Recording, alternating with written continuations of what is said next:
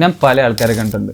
അവർ web development web designing ചെയ്യും, പക്ഷേ dome എന്താണെന്ന് വെച്ച് കഴിഞ്ഞാൽ അവർക്ക് കറക്റ്റായിട്ട് എക്സ്പ്ലെയിൻ ചെയ്യാൻ അറിയില്ല. സോ ഇന്ന് നിങ്ങൾക്ക് സിമ്പിളായിട്ട് ഡോം എന്താണെന്ന് പറഞ്ഞാൽ, സോ ഡോം അല്ലെങ്കിൽ ഡോക്യുമെൻറ്റ് ഒബ്ജക്റ്റ് മോഡൽ എന്ന് വെച്ച് കഴിഞ്ഞാൽ നമ്മുടെ HTML ഡോക്യുമെൻറ്റിൻ്റെ എലമെൻറ്റ്സ് അല്ലെങ്കിൽ ടാഗ്സിനെ എല്ലാം ഒരു ട്രീ ലൈക്ക് ഹയറാർക്കിയിൽ അറേഞ്ച് ചെയ്യുന്നതിനാണ് അല്ലെങ്കിൽ ഡോക്യുമെൻറ്റ് ഒബ്ജക്റ്റ് മോഡൽ എന്ന് പറയുന്നത്.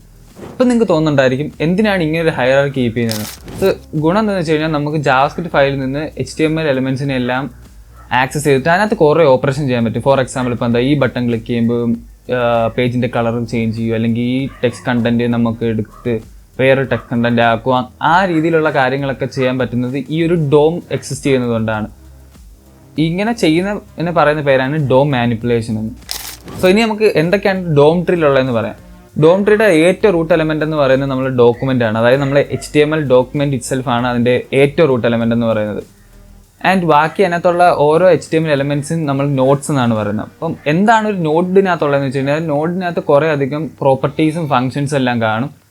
ഈ ഒരു പ്രോപ്പർട്ടീസും ഫങ്ഷൻസും വെച്ചിട്ടാണ് നമുക്ക് ഡോം മാനിപ്പുലേഷൻ പോസിബിൾ ആക്കുന്നത്. For example get element by ID, query selector അല്ലെങ്കിൽ ആഡ് ഇവന്റ് ലിസ്റ്റനർ പോലുള്ളതൊക്കെ വരുന്നത് ഈ ഓരോ നോട്ട്സിനുള്ളിലായിരിക്കും.